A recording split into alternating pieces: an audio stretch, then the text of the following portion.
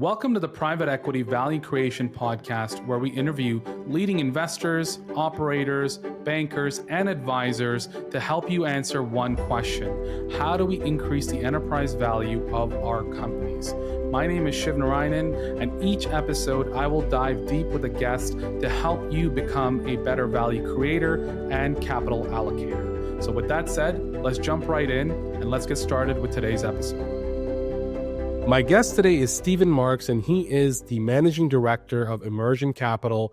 And Stephen's expertise specializes in helping companies expand into Latin America, especially for M&A and to find labor advantages to scale their workforce onshore. And I thought that what was great about the conversation with Stephen is, I think especially as companies think about expanding and finding efficiencies within their existing employee base and thinking about how to scale and capturing strategic avenues for growth, this topic of expanding into countries where labor is cheaper is really a hot button topic right now.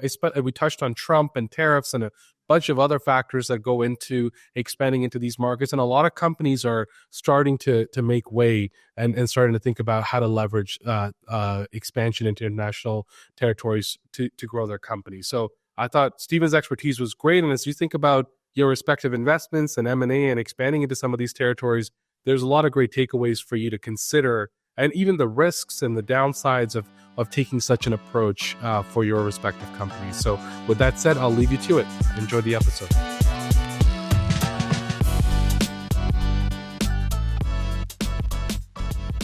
All right, Stephen, welcome to the show. How's it going? Doing great, Shiv. Happy to be here. Yeah, excited to have you on. So why don't we start by you giving a background to the audience about what you do, and then we'll take it from there.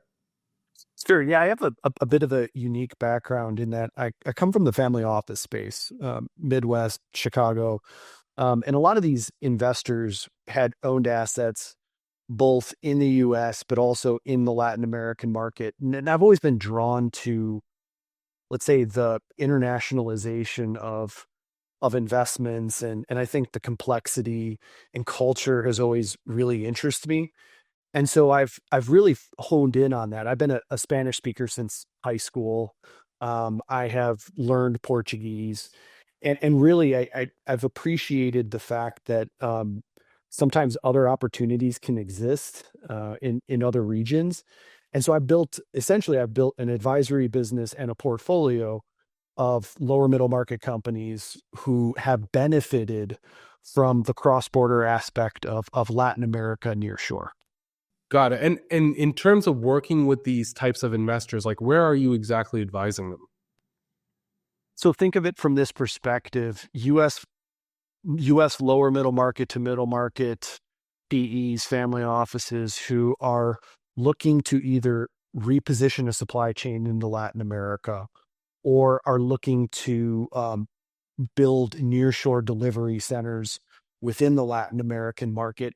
And frankly, they don't know how to approach this. There's a lot of advisors, for example, on the Mexico side of Latin America.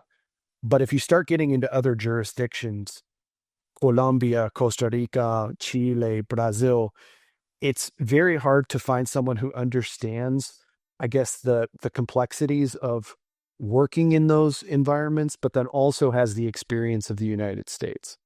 Yeah, it feels like an undertapped avenue for growth and expansion for a lot of these companies, but there's also added complexity, right? Because you're talking about taxes and legal and labor and managing a multinational, multilingual team or having assets in different places that are maybe not as stable as the United States. So talk a little bit about that. And also there's been recent news, especially with Trump taking office and tariffs in a bunch of these different regions, especially in yesterday, you mentioned that Colombia is an area where there was some debate with. So talk about that and how companies should be thinking about expanding into territories like that.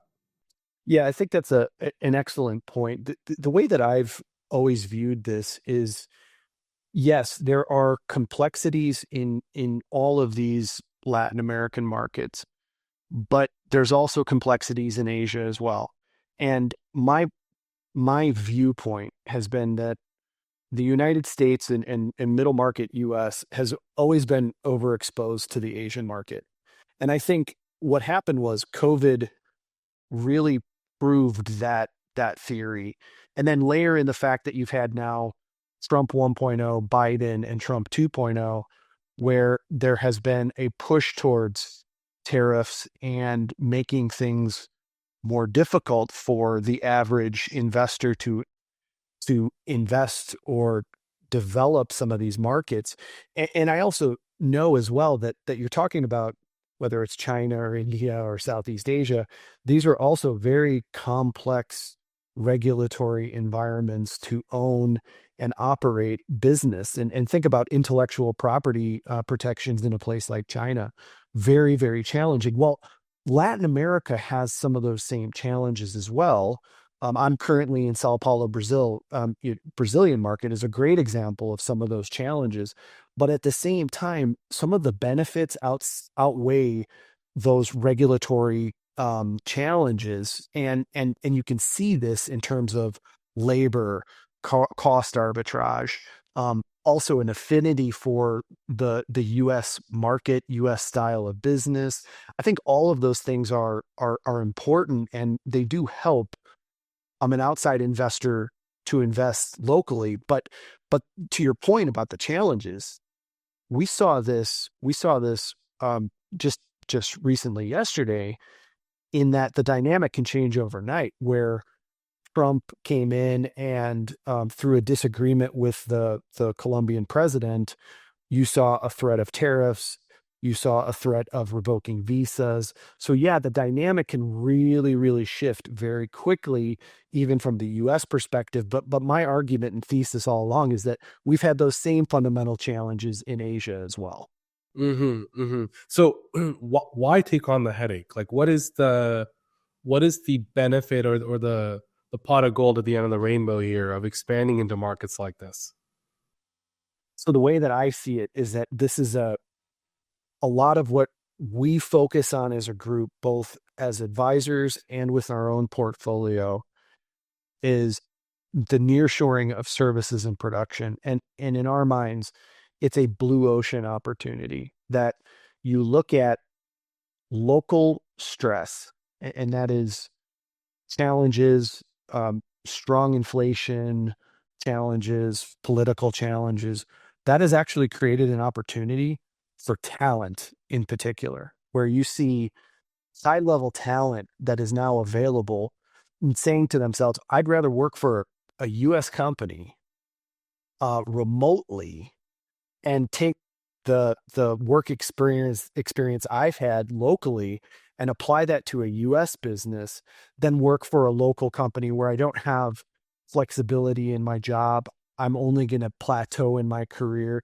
So from our perspective, where we see tremendous opportunity in the region to cultivate that talent, and also from a production standpoint, you're seeing the pivot away from Asia into Latin America, and we've seen it through private equity. We've seen it through the middle market investors in the United States.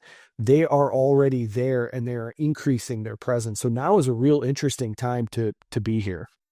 I understand that.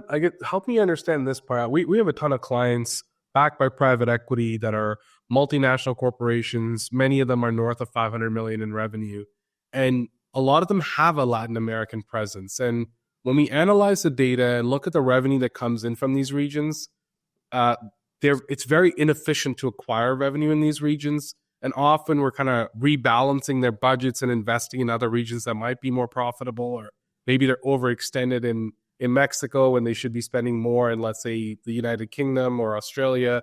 So how do you reconcile that part? Because the companies themselves need to expand and focus on their core business, but also still need to capture these opportunities. As a counterexample, we had one PE customer that expanded into Latin America as a way to get distribution. So they used M&A to get distribution in that market versus building their own local presence and sales team and all that stuff. But kind of giving you both sides of it, would love your take.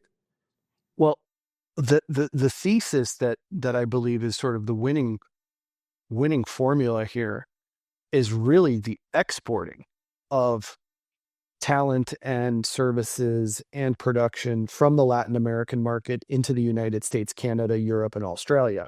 I agree. I think it's very rare to see businesses, and some brands have dipped down into Latin America, or technology companies have dipped into Latin America and have developed successful businesses. You just look at how Uber has flourished in the Latin American market, financial technology companies as well. But where I truly think the bigger opportunity lies is a U.S. facing or a European facing operation that is delivering services or goods to those markets. So you're not, unless you really see a true market opportunity in a place like Brazil to develop that local market. The real opportunity exists in taking the resources of a place like Brazil and exporting that to help your own business, and then the benefits being um, cost arbitrage, more efficiencies, and then also the ability to hire labor, which has been a tremendous issue in the middle market, especially for technical positions in the United States. So you're suggesting that instead of looking at these markets as like expansion for the core product that you're selling to find a new market, use it as more shoring up your team and bringing down your cost of labor. Exactly. So middle market company that I advised, I mean, my team at Apertura had worked with $500 million in revenue. So true middle market. They were having trouble hiring the resources and the talent that they needed in the US. It was not only hiring, it was also they had trouble retaining technical resources in the US. And so we helped them dip down into the Latin American market, where we were able to find cybersecurity analysts, cybersecurity engineers, financial analysts, controllers, bookkeepers, engineers, civil, commercial. There's a larger talent pool that exists. So in my opinion, unless you really know the market, the bigger opportunity exists in taking the talent or the production of those countries and exporting it to the U.S. Interesting. Are there any particular domains where you think this is better suited for? Like, is it more on the technology side or is it more on the go-to-market side? As an example, when we were building Wild Apricot, we had a developer office in Moscow. And I know a ton of software companies offshore their development services to places like the Ukraine or Latin America. So are you thinking more on the technology side, or do you see application even for go-to-market services? So what you've seen is that you've actually seen a diversification of services, which I think is really interesting. It started with contact centers. So there was a big push about 5 or 6 years ago where you saw, I think it was United Healthcare, AT&T started moving some of their resources from Asia into places like Colombia and Peru and Costa Rica. But now, and then it moved from contact centers to IT. And you also saw acquisitions being done by US companies, European companies into the lower middle market in Latin America, acquiring those IT development companies and then exporting to their headquarters abroad. But now what I'm seeing is actually a total diversification of services. So now it's not just IT or contact centers, it's U.S. civil engineering firms, U.S. accounting firms. It's a lot more about just finding specific roles within the Latin American market that can be used to help meet a need in the United States. So yeah, I'm seeing it really across the board. Mm-hmm. And what is your advice on how to enter those markets? Is it through M&A or building like an office in Bogota or something like that? Like, how do you see that? There's pros and cons to either of those strategies. I think the first is that if it were a greenfield strategy, it can be really hard to develop without the right partner. Like you really need to understand and have the right management team in place to grow and develop that nearshore delivery center. And that could, unless you know the market and know the regulatory framework of that market, it's tough to do. Now on the flip side, M&A adds its own level of risk and sometimes It can be hard to leverage those transactions if you're not used to doing that or structuring those opportunities. Also, knowing your counterparty is another thing. So we advise on the buy side and from U.S. investors. And one of the challenges we always have is just understanding counterparty risk in a place like Latin America, and know your customer implications, KYC. I mean, those are things that could crush a deal. So there's pros and there's cons to both of them. On the pro side, for a greenfield operation, you can do it in a very cost-effective manner if you have the right partner to do it. On the acquisition side, on M&A, valuations are so low in the region that actually you can find assets fairly cheap. What about partnering with like a local presence? Is that Yeah. frequently used as an option, like as an option C? We do a lot of joint ventures. So where, let's say, US company or US PE is looking to develop nearshore production or services, and they come to us and we say, okay, we have the infrastructure and everything that you need. We will partner with you to develop that center or that operation together. And from there, we can figure out the best way to scale it. That is by far the best strategy for a US company. There's less risk as well because you kind of get the best of both worlds there. That's right. Yeah. How do you look at this in the world of like AI? Because AI is bringing down the cost of labor in many domains. And so you could theoretically enable your current workforce that's onshore versus necessarily going offshore. So how do you think about that? All right, I'll just use another example. Lower middle market company came to us a couple of months ago. They're in the construction services space, and they're developing an AI application to automate what is ultimately going to be, in their opinion, about 80% of their work. Their theory is that there's still going to be 10% of that automation that's still going to need to be run by someone offshore. And they would rather have someone and build a team to do the nearshore delivery of all those automated workflows and processes versus doing that domestically, because they're running into those issues of, number one, recruiting, number two, retaining the talent that they need in order to scale and grow. And then the other 10% of that breakdown would still be done by U.S. onshore personnel, higher level, who are essentially providing a like the last check on the work that's being done. So the way I see it, and I've seen this family office investor who invested into a $75 million nearshore production facility in Mexico, who is going to automate it. They still thought to themselves, we would rather do it in a place like Mexico, take advantage of the trade agreement with the United States, because we know we can build a team there, versus the place like Iowa or Ohio, where they thought it's much more challenging. Right. Are there particular ways in which, we should be looking at or thinking about expanding into these countries? Because I often think about, from a strategic perspective, or let's say PE investors putting capital into a company, and they're thinking about the core business, the value creation levers that are available to them. And oftentimes expanding into a country for labor purposes is not at the top of that list. So like, how do you trade that off? And how do you look at that for a business that has like 7 other priorities? Some of that could be revenue efficiency or sales and marketing efficiency. Some of it could be product development. Like, how do you weigh these priorities against each other versus expanding into a market like this?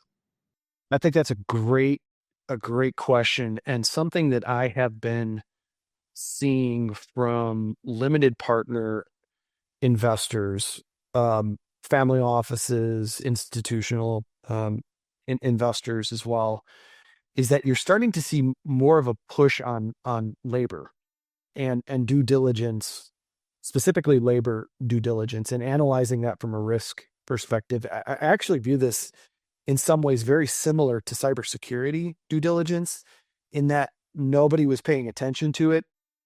And then you had CrowdStrike last summer, and all of a sudden everybody's paying attention to it. And so now it's starting to filter down, because I've seen labor kill deals. I've seen cybersecurity kill deals during due diligence, where all of a sudden there's a layered in risk where if you're hiring, for example, I'll use the engineering thesis. If you're hiring engineers in the United States, a civil or commercial engineer is getting a job offer their third year of university. We're not graduating enough engineers to take all of these positions. So if you're a PE, and maybe if you're one of the big boys like an HIG Capital, Sun Capital, it might not matter to you as much because you have the resources to solve some of these problems. But if you're go downstream, if you're lower middle market PE, that should be top of your mind is how are you going to hire people in that manufacturing facility that you just acquired in Janesville, Wisconsin? Like how are you going to solve something like that? And I'm starting to see LP pressure on labor due diligence. And I think that's only happened in the past 3 years.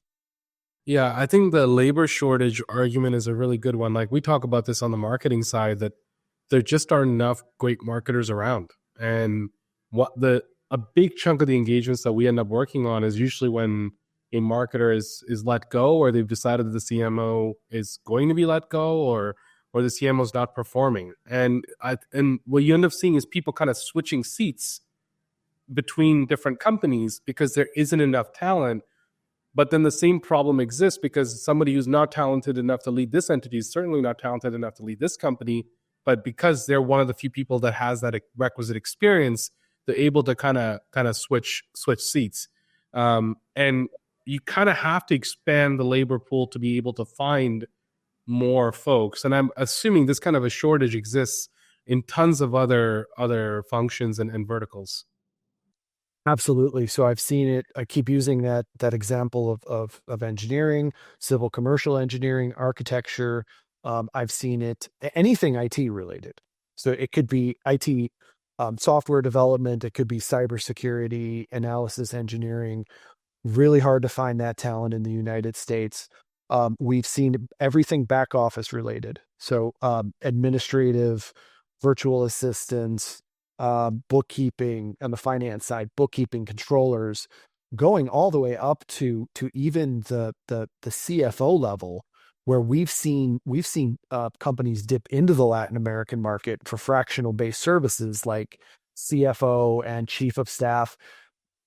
And I think you're sort of touching on something that is really a good point, is that the issue might not even be access, even though I do think that is a big issue. It could be just retaining that talent. And I'll ask you, I mean, I've seen this in terms of business development, corporate development, even in my own network. It seems like a lot of people go in and out of those positions every 18 to 24 months. So how are you building a new product? I mean, is that what you're seeing? I mean, in most marketing and sales leadership positions, the average tenure is less than 18 months, and you cannot build an effective go-to-market in that much time. It's just, you may be able to do some decent work to start, but you eventually are, as if you're transitioning out, you haven't done the bulk of the core value creation work that needs to be done inside that business. And then what happens is when you swap seats like that, or you swap one person out, put somebody else in, there's now another lag time of 2 to 3 months to first find the person, then onboard them. Then they have the new plan, you kind of restarting. And before you know it, a whole year has passed and no progress has been made. Yep. My question to you is, how do you solve something like that? I understand from the technical services side, because we see the nearshore component providing a lot of opportunity for those types of functions. But how do you do that where you maybe need someone local for sales and marketing? Yeah, I think there's two different ways, or two different types of issues. One is just capacity. So we're talking about something simple like bookkeeping or accountants, like that's a skill that's kind of taught everywhere, and there's a process you follow, and there's almost like gap compliant or whatever IFRS systems that you follow, and you're in the territory of good. But then there's in other roles where there's creativity and you need to figure out what the solution is, especially in go-to-market roles. That won't speak for every other type of role out there. There's a quality issue.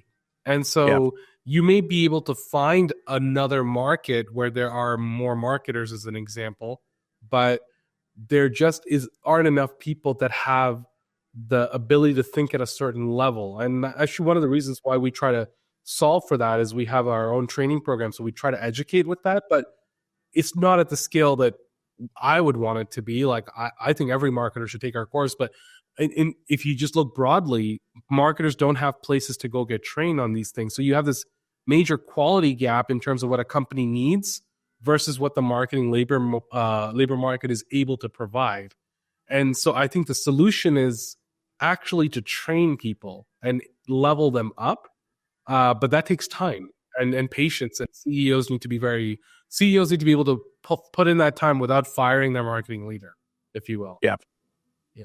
Yep. So I guess my question on that would be, like, how do you look at training there, especially if you're offshoring or nearshoring this talent? Because there are going to be some capabilities that they're able to do, but there are going to be talent gaps, and you kind of have to bridge that. You have to onboard these folks, and that takes investment as well. It absolutely does. So the way that we have been solving it with our portfolio company, Apertura, is that we have been layering in from, let's say, high-level senior, just use a financial analyst, for example, all the way up to like a controller, fractional CFO, all the way down to junior-level talent. And what we've been doing is that we have been building up the junior-level analysts so that they have their own quote unquote career path where they can really start building their skills, their hard skills, and getting into more of a senior financial analyst role, then educating them as part of the process, putting them into more of a controller type of role. So we've seen this building up the skill base, and it does take, to your point, it takes a lot of effort. It takes time. But one of the things that I'm actually very proud about that we have is that we have very dedicated people who work for us and work for our clients abroad, because they view this as truly a transformative career move for them. They're working for a U.S. company. They're earning in dollars. They're gathering more skills and life skills as well, to help them accelerate and build their career that, to be honest, they might not have the opportunity to do in a place like Colombia or Brazil. It's much more hard. It's harder for them to get a trajectory, and that's what we can provide. What is the labor arbitrage opportunity there? So, like, let's say a role is $100,000 all in here. In Latin America, is it like 60,000, 70,000? And then when you factor in the total cost of building this team, like including onboarding and training and management and legal fees and all of this stuff, like how much further ahead are you really? So if you were to go, I'll answer the first question. So the first is the arbitrage can be anywhere between 20 to, let's say, 40% around there. All in, you can add in another 10 to 15%. So you're still coming out ahead. And I would also factor in as well that things become more expensive when you start getting into higher level profiles. And a lot of, if we're recruiting someone who is ex Deloitte or ex Microsoft, who that was running business units, that talent is going to be much more expensive. But at the same time, it's someone who's going to be more dedicated, and your junior level positions are going to offset that higher level position as well. So you can still take advantage of a 15% or 20% discount that allows you to become more efficient if you're a private equity investor or a middle market company. Do you think this is something that larger companies should think about, or all companies should think about? Because let's say it's 15% all in, like you're gonna say, it has really a meaningful impact if you have a ton of roles that you're doing this for, versus if you're doing it for a handful of roles, like the return doesn't feel like it's heavy enough. But I'm curious what you think about that. So the smarter larger companies are already doing it. So if you look at, I was in Montevideo, Uruguay 2 months ago for a project and investment we're looking at there. And it was real interesting because I was talking to financial analysts who all came from a European bank, Santander, because Santander had their offshore or their offshore servicing was being done in Montevideo. And they were using that as a hub to do a lot of their back office loan servicing and credit servicing in particular. And so what we've seen, Procter and Gamble, companies like that, Unilever, they're already deploying those teams abroad.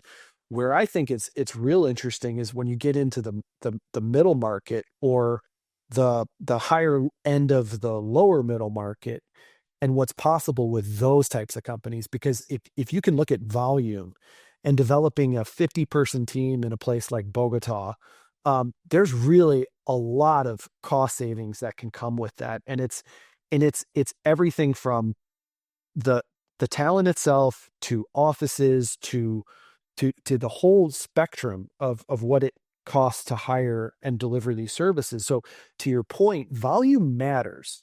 If you're doing a one-off, yeah, you're going to get a bit of an arbitrage.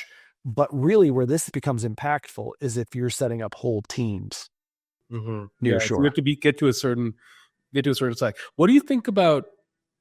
This is a separate question, but especially as you have larger teams that are not attached to the core teams, like culture, because that's a huge part of building companies and having teams integrated and thinking about the business in the same way. And in this way, you're almost like creating a separate company, and that would almost have its like own culture. So is that the right way to think about it? Or is it about unifying these two entities and making sure that they're as integrated as possible? The answer is really kind of all of the above, that you have to look at developing a really strong local culture first. And that means getting them to buy in as a team that is working with let's say the offshore team being in the United States, the headquarters, but then also making sure that you're getting buy-in from the headquarters to put the time and effort into developing those relationships offshore. And really, we've done this where we've scheduled lunches or dinners or events or group travel and things like that, because all of that really matters when you're connecting virtually and getting to know each other. I always encourage people to come from the United States. In fact, we're actually organizing a few delegations this year to bring them into these countries to actually meet with the people that are working for them, to get them to interact. But you're right, it sometimes can really be a challenge if you don't get buy-in. I guess associated with this is like, what are some of the risks involved here? Like on the cultural level, for example, I can see companies not being integrated, like the CEOs kind of spending too much time merging these offices together on a cultural level. But what are some of the other risks that can make this kind of go sideways and not make it worth the investment? Yeah, I think it comes down to effort and making sure that you're getting all levels of your organization to buy into the capabilities and the capabilities of the talent that you have offshore, and making sure that they feel like they're a part of a team. For example, with Apertura, there was just NFL football season playoffs. They knew nothing about American football. I mean, it was just, they knew nothing about it. But by the time they got to week 6, and every week there was a different contest where people had different teams, and it created this interest that even surprised me. And doing those types of things actually is really helpful to create that culture, that sense of culture. And sometimes the risk is that if you don't do it, then you're also potentially losing out on retaining even that talent, because sometimes the money or the good job will only go so far if the person near shore doesn't feel like validated and a part of a group. That's one of the risk areas that I've seen. What about in terms of like capital being stuck in another country? Like, have you seen that kind of going sideways? Because you are in essence like allocating capital to a different country. There's other macroeconomic risks or systemic risks. So you kind of have to think about, even like we were talking about the tariffs, like it exposes you from a risk side in a different way. You're 100% correct. It absolutely does. And I'll go back to that when we were talking about what is the best structure. You really need that local partner who can help you understand the best way to structure that relationship and also have buy-in to developing that local business unit. Because yeah, you're right. You have to overcome currency, you have to overcome the regulatory framework, politics, and all of that can change pretty quickly. But I would also counter that by saying that if you look at countries even like Brazil, where it has been historically very difficult to do business, there has been incremental change that has happened over the past 10 years that is sort of allowing things to open up a little bit more. So it's becoming easier to do business in these countries. And also it's easier to assess that risk because things are becoming more transparent as well. Yeah, I think that's a really important take. It's just there are currency is something that I forgot to mention, and even political climate. So that's a great one. We're coming up at the end of the episode, but before we close out, just one last question is, as a company is listening to this, it can kind of feel intimidating to do all of this at once. So what would be your advice on a company thinking about expanding into countries like this? What would be a reasonable first step for them to start to explore, dip their feet in the water here?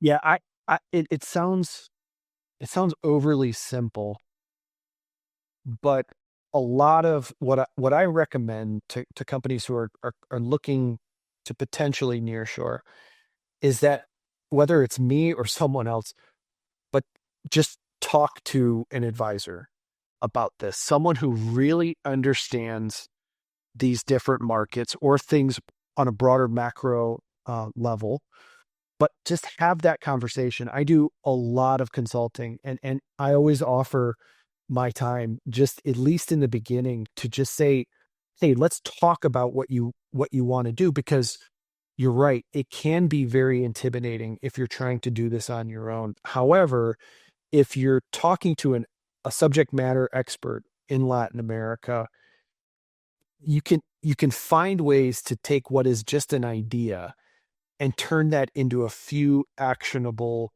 next steps. And it could be, what is it that you want to do?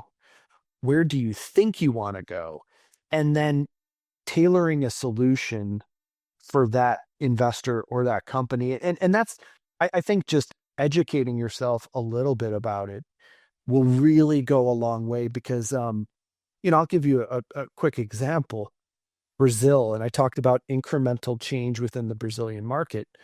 My father was underwriting Ford when they were moving their production facility to one of their production facilities to Brazil 30 years ago. And he's still, to this day, he's becoming more aware that there has been change, but at first it was really hard for him to understand why. Like, why would you want to go into that regulatory environment? Well, 30 years ago, Brazil was still just coming out of a military dictatorship. Things have actually changed a lot since that point. And sometimes the stigma, it's hard to get past that. But if you have conversations with subject matter experts who understand the local market, it can help provide some insight for you on decision making. Yeah, I think that's great advice. And we'll actually be sure to include your information as people are listening to this, and if they want to get in touch with you, what's the best way for them to find you? So they can find me on LinkedIn, Stephen Marks, Emmersion Capital, or Emmersion, EMMERSION capital.com, or our portfolio company I referenced, Apertura. That's apertura.co. Excellent. We'll be sure to include that and in the show notes. And with that said, Stephen, thanks a lot for doing this and sharing your wisdom. I thought there were a lot of great takeaways, especially for companies and investors as they're thinking about expanding into Latin America. So thanks for coming on and sharing that. Yeah, thanks, Shiv. Appreciate the time. Thanks for listening to today's episode. Before you take off, just a few requests from our side. Number one, if you haven't done so already, please subscribe to the podcast on iTunes or Spotify or YouTube or wherever you go to listen to your podcasts. Number two, if you are in the market for due diligence services, strategy consulting, or fractional CMO services, please get in touch with us at www.howtosas.com. And third, please buy a copy of my new book, Exit Ready Marketing. It covers a ton of concepts that we take our customers through, private equity investors, B2B companies, CEOs, operating partners, and marketers. And there's a ton of great value in there that expands on my previous book, Post-Acquisition Marketing, as well. So with that said, I hope you enjoyed today's content, and we'll see you on the next episode.